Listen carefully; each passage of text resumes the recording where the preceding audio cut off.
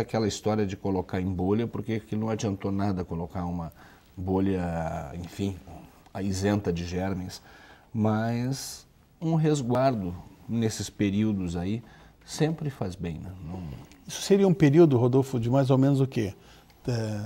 60 dias, 90 dias? Depende muito do tipo de... O período que deve estar ocorrendo agora é um período, possivelmente, não posso afirmar, porque não tenho conhecimento, mas tenho certeza que com a químio foi dado também fatores estimulantes de colônia, que foi a mesma coisa quando a Dilma também fazia fatores estimulantes para abreviar este período de leucopenia. O que é o fator estimulante de colônia? Existem substâncias que estimulam o crescimento dos glóbulos brancos, basicamente, que é o que mais é abatido pelo tratamento quimioterápico. Então, quando se encerra a quimioterapia, se começa a dar esses fatores de estimulação de colônias, porque eles conseguem abreviar substancialmente o período em que o paciente está embaixo de leucócitos, ou seja, o período de risco de infecção consegue ser bastante abreviado. Então, essa tentativa, na verdade, é como o Ricardo falou, que no primeiro momento, para preservar o órgão, aguarda-se um tempo, e daí... Se vier a resposta, né? Se a resposta for favorável, segue-se nesse tratamento. Nós vamos fazer um intervalo rápido e vamos para o que mais interessa, na verdade, que isso é mais uma curiosidade de quem assiste o programa, tal, que queria saber o que estava acontecendo, por que acontece. Mas vamos falar sobre prevenção, né, que eu acho que é o que mais interessa para quem está assistindo, como é que faz para não passar por isso aí, né? É muito mais fácil prevenir do que depois curar. Isso é complicado. Nós já voltamos. Olha, a gente já falou bastante sobre tumores de cabeça e pescoço, sobre inclusive o que o Lula está passando, né, nosso ex-presidente. Mas como o Rodolfo falou no final do segundo bloco, o mais importante de tudo isso não é você saber como é que acontece, né? O mais importante, eu acho que é você saber como é que você se previne e como é que você faz o diagnóstico precoce disso. Pode ser que seja inevitável, sei lá, que aconteça um tumor, mas não é inevitável o tratamento, né? Ele existe em não fumantes, o câncer de laringe. Uma pequena proporção de pacientes que têm câncer de laringe e nunca fumaram. Como é que a gente pode diagnosticar isso, Ricardo? Tem como a gente saber? Disfonia é o primeiro sintoma de disfonia. O que é disfonia? É uma alteração da qualidade vocal, né?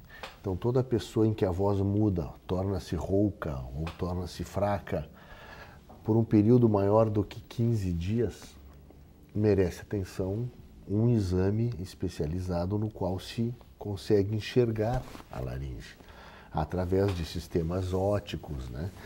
Então, se faz um exame que tu consegue visualizar o órgão vocal, né? Então, em pacientes com mais de 50 anos, fumantes, e que têm alteração vocal, isso necessita muita atenção. Procure rapidamente o seu médico. Em pacientes não fumantes ou menores de 50 anos, aí espera-se esse período de mais ou menos 15 dias. Por quê? Porque nem tudo que tira a voz é câncer, né?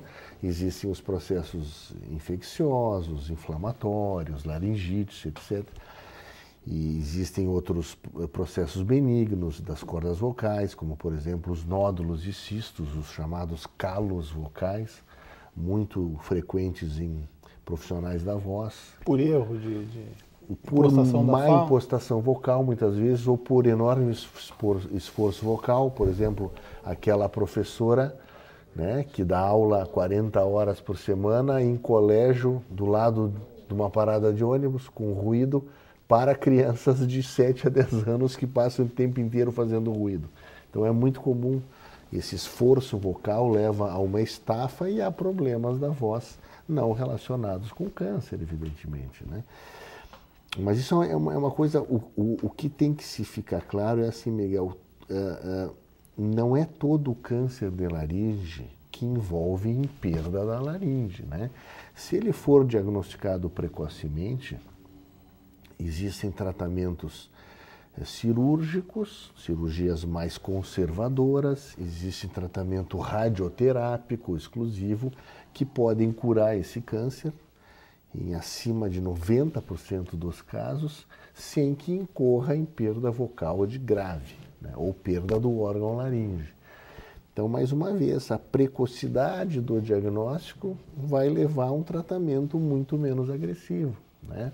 Hoje nós tratamos câncer de laringe em corda vocal, por exemplo, lesões pequenas, se faz o diagnóstico, faz a biópsia, vê que é um câncer, mas encaminha-se à radioterapia pura, por exemplo. O paciente faz sessões de radioterapia e vai curar esse câncer dele sem prejuízo vocal importante.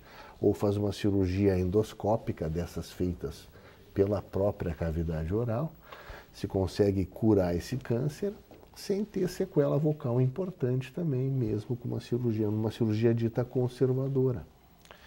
Então, o diagnóstico, o momento do diagnóstico é o que é o mais importante para se prevenir sequela grave. E, além disso, a prevenção da gênese desse câncer. E aí, a principal medida é não fumar, né? A ingestão de bebida alcoólica aumenta o risco de se desenvolver.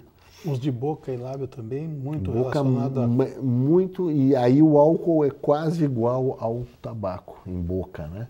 O álcool, eu diria que é tão importante quanto o tabaco.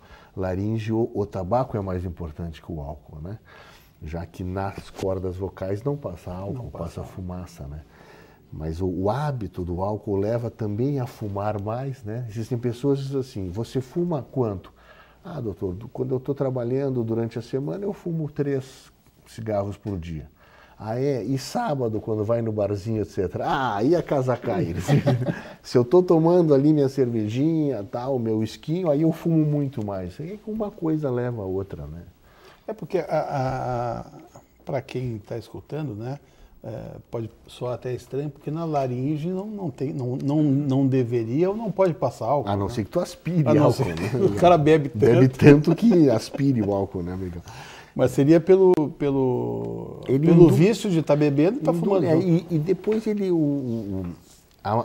A mucosa é uma sequência de mucosa, é uma zona de cancerização. Isso começa no lábio, no soalho da boca, isso percorre a língua, isso percorre a orofaringe, a hipofaringe, etc. Então formam zonas de cancerização e o álcool tem gênese importante. Outra coisa que está se associando muito hoje é o HPV, Miguel, né? Não quero nem te perguntar como é que o cara faz para pegar o HPV. O né? HPV também tem se relacionado assim, numa faixa muito especial de pacientes. Mas o que é sexo oral? Mulheres não fumantes que de repente estão aparecendo com uma incidência crescendo em câncer de amígdala, por exemplo, orofaringe. E que se faz a pesquisa, esses pacientes têm o HPV presente. Grande parte deles tem o HPV. Então são estudos que estão se concluindo isso, essa associação do HPV também na gênese desses cânceres. E o que se vê é que eles, não como regra, mas assim, eles têm uma tendência a responder melhor aos tratamentos. Os cânceres de orofaringe, por exemplo, associados ao HPV, têm uma resposta melhor, assim, tem uma sobrevida melhor, a gente pode dizer, do que nos que não estão associados. Estudos incipientes, assim, mas já com algumas conclusões desse tipo. Tu vê como a gente aprende aqui no programa, né? Quer dizer, certeza. isso é relacionado com o hábito sexual, né? Sem dúvida, com um comportamento, eu te diria, né, Miguel? Um comportamento. O HPV é um grande vilão na gênese do câncer de colo uterino, como o Dr. Rodolfo já citou isso antes, né? Mas também agora que se conhece mais HPV, está se relacionando também a um aumento de incidência de câncer de orofaringe, principalmente, né? Por alteração da mucosa, destruição da mucosa? O mecanismo exato, eu não sei te descrever, mas provavelmente a gênese, para ocorrer um câncer é preciso a mutação. E o vírus é capaz de ocasionar mutação. O vírus como agente causador de mutação, né? Exatamente. Do DNA da gente, da nossa sequência de genética. Normalmente, isso aqui São os primeiros 3 genes da sigla DNA que determinam o crescimento daquela célula. Se ocorrer uma mutação nesse gene, o crescimento passa a ser desordenado. Então, esse é ali a alteração básica onde o vírus pode incidir. E também nós temos, Miguel, o nosso DNA sofre mutações, algumas delas resultam em câncer. Nós sofremos mutações todos os dias no nosso DNA. É que nós temos mecanismos de reparação desse DNA. Nós temos soldadinhos dentro da gente que se comunicam e dizem, olha, tem uma célulazinha lá na garganta que mudou, vai lá e arruma. Aí chega lá... Se mudar o tempo inteiro é impossível. Não, e às vezes os soldados começam a falhar, e aí entram os vírus, aí entram substâncias químicas, nós podemos perder essa capacidade de restauração do nosso DNA por agentes externos. Eles vão matar os nossos soldados, entende? Então é uma outra forma de se desenvolver câncer. O que a gente sabe é que, além de lesão do tecido, eles alteram também a velocidade de reação do organismo, né? A velocidade que a gente tem de se defender. A decodificação dos problemas, né? O que é visto como risco de câncer tem um desleixo das nossas defesas, porque elas estão sendo impregnadas. Isso pode ser por vírus, pode ser por substância química, etc, etc. E normalmente tu tem um processo, por exemplo, infeccioso, a ação dos mecanismos de defesa. Nosso organismo se protege, tem esse tipo de proteção. Só que a proteção, aí é que entra a questão do vírus. O vírus, ele funciona dentro da célula. Portanto, ele fica mais ou menos, ele se esconde dos mecanismos de defesa exatamente porque ele impregna a célula dentro dela e não do lado de fora, como o agente infeccioso. Como uma bactériazinha, né? Como uma bactériazinha. A Que é bactériazinha grande, fica pelo lado, fica mais de pro lado de fora. E então, os mecanismos de defesa são imediatamente acionados. O vírus não. O vírus invade, entra dentro da célula, modifica a genética e fica lá escondido, encapsulado muitas vezes, sem dar sinais de vida, até que em algum momento pode ocorrer. Às vezes relacionados, inclusive, a um momento de baixa imunidade. E esse tipo de tratamento que vocês citaram antes, de preservação de órgão, muitas vezes não é muito mais fácil uma coisa mais radical? Eu digo, quanto à qualidade de vida. É discutível? Tipo assim, eu estou com um tumor de laringe como o do Lula, por exemplo, tá? Que é um tumor grande, não é uma coisa pequena como o pessoal... Para quem conhece um pouquinho de medicina, tumor com 3 centímetros, em qualquer lugar não é pequeno, né? Já passou do pequeno. Verdade. Os caras estão só avisando o que apareceu. Mas eu digo assim, a qualidade de vida que de repente o paciente vai ter com uma química, uma rádio, não pode ser pior do que a qualidade de vida se for uma coisa mais radical, uma cirurgia e eventualmente associada a uma química depois? Eu costumo dizer que uma coisa é mais importante até que a preservação de órgão. Chama-se a preservação da função do órgão. Se esse órgão consegue ser preservado com as suas funções íntegras, intactas, obviamente que tu tá com o teu órgão próprio é melhor do que, enfim, fazer algum procedimento mais agressivo. Agora, se essa função não puder ser preservada, o melhor mesmo é a retirada do órgão, isso aí não resta dúvida. É porque muitas vezes, como eu tinha falado até no intervalo, né, Ricardo, na tentativa de preservar a fala, num caso como esse, ou numa cirurgia de boca e tal... Pode perder a vida, né? Ou então uma qualidade horrorosa, né? Quer dizer, o cara vai ficar com uma traqueostomia, vai Exatamente. No caso específico do câncer de laringe, né? A cirurgia chamada laringectomia total é uma cirurgia que se retira o órgão da voz. Ao se retirar o órgão da voz, se faz um tipo de reconstrução da via digestiva, que a tua via digestiva fica um cano reto. Ou seja, o paciente, se conseguir engolir esse copo ele vai descer. Porque ele fica um cano reto, tu separa a parte respiratória da parte digestiva. Então eles comem muito bem. Todo paciente laringectomizado, eles são gordinhos. O que ocorre é que ele perde a voz. E existem mecanismos através ou de uso de geradores vocais, que são próteses elétricas, ou através de fonoaudiologia, que são exercícios para que ele fale com o ar do estômago, tipo ventríloco, aquele ventríloco que põe o bonequinho. E ele desenvolve um tipo de voz chamado esofágica, que sai a voz sem que ele use língua, laringe, etc. Né? Então parece que ele não está falando, quem fala é o boneco. Então esses pacientes, embora percam a sua laringe, eles têm eles se adaptam de uma maneira que a sua qualidade vocal. Nós temos lá no Hospital Santa Rita um grupo de pacientes laringectomizados que formaram um coral. Eles desenvolvem através dessas técnicas o poder de falar de tal maneira que eles cantam. É lindo. E é uma coisa comovente. Pessoas que perderam a sua laringe pelo câncer, que desenvolveram de tal maneira a sua capacidade de adaptação que eles conversam, eles cantam, eles têm um coral de laringectomizado. Então, o que é mais qualidade de vida? Eu fazer uma cirurgia em que eu perco a voz, mas eu a recupero através de outros métodos. Eu curo o meu câncer e eu ganho a minha vida. Eu consigo comer bem, ou eu preservar um órgão que eu não vou conseguir falar também adequadamente, porque quando se destrói aquele câncer com quimio e radioterapia, esse órgão sofre uma cicatrização, uma fibrose. Muitas vezes ele fica tão estreita, essa laringe, que ele tem que usar uma traqueostomia para ele falar. Às vezes ele tem que usar uma sonda que o permita comer e uma tráqueo para respirar, né? Então, assim, tu preserva um órgão, mas ele não é funcional.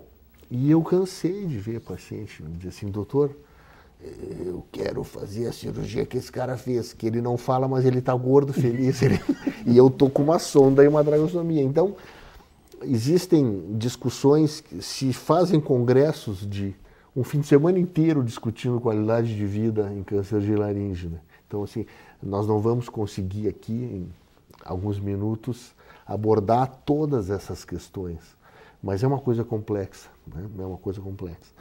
Assim, quem vive melhora. Se ele faz um tratamento que preserva a laringe, essa laringe funciona, isso é o ideal, Miguel. O melhor. O ideal é isso, mas às vezes não se consegue tudo. Não dá para ter tudo, né? Te cortei. Não me cortou, é que às vezes o resultado não satisfaz. Não satisfaz nem a pessoa, nem a gente que está tratando, né?